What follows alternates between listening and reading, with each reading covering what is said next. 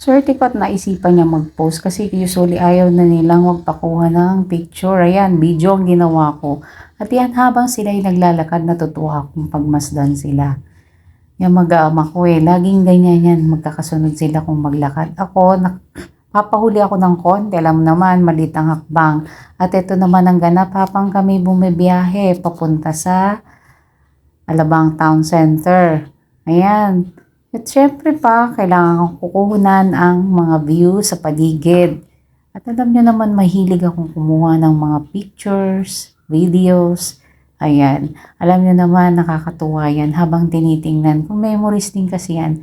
Mahilig akong mag-ipon ng mga memories pag may mga lakad kami. Mga 30 minutes kami nag-travel hanggang makarating kami ng Alabang Town Center. Yung area na yan, diretso lang yan. Papuntang Alabang Town Center. Madadaanan ng...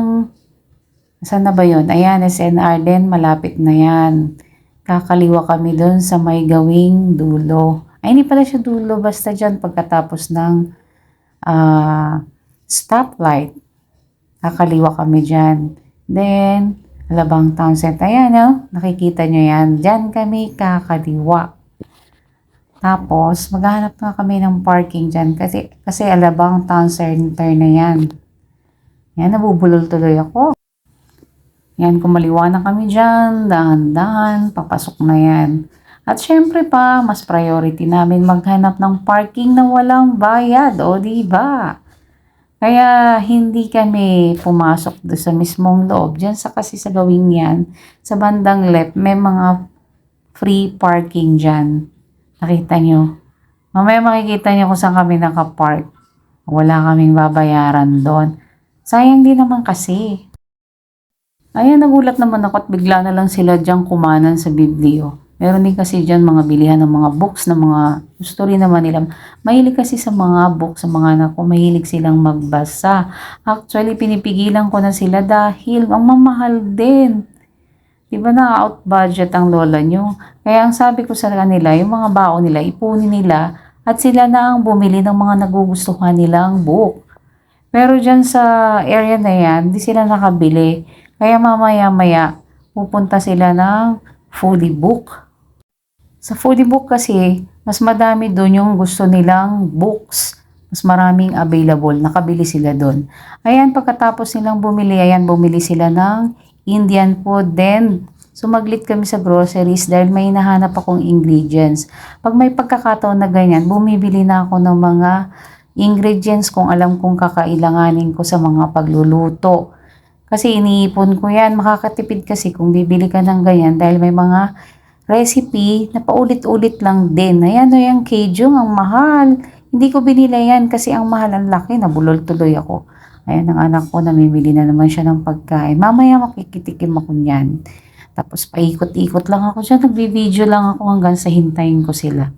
Ayan silang mag-aama. Mamaya-maya, pupunta na kami sa food court at sila the way. Nagugutom na.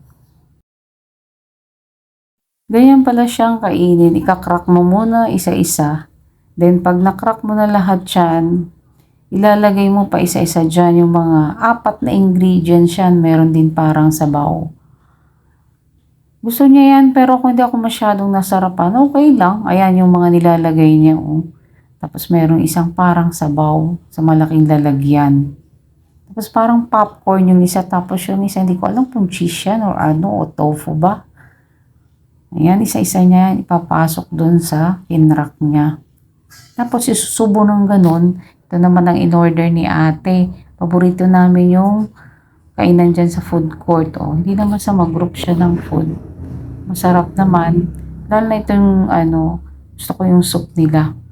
Then pagkatapos niya nag-ice cream kami. Paborito nila yung bagong ng DQ. Ayan si ate. Oh. Makikita mo sa mukha niya. Sarap na sarap siya. Kaya nakakatawa siyang videohan habang kumakain.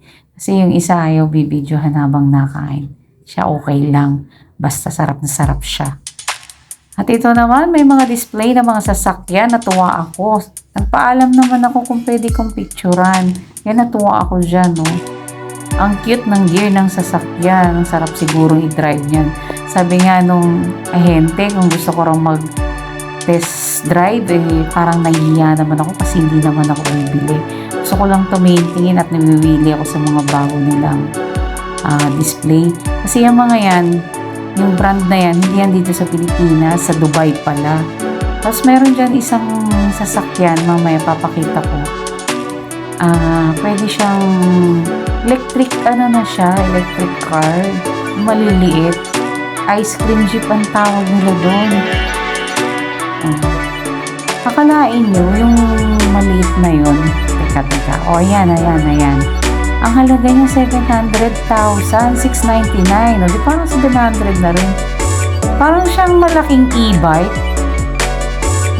Charge mo lang din yan. Pero mas matipid siya kaysa mag-kotse ka. Kasi 800 something lang in 15 days. Kung dito sa amin, tipid ka na. Kasi 2 to 3 kilometers lang hanggang school. Makakatipid ako dyan. Ayan, nawili akong kuhanan sila habang hinihintay namin ng mga bata kasi nasa fully booked pa rin sila.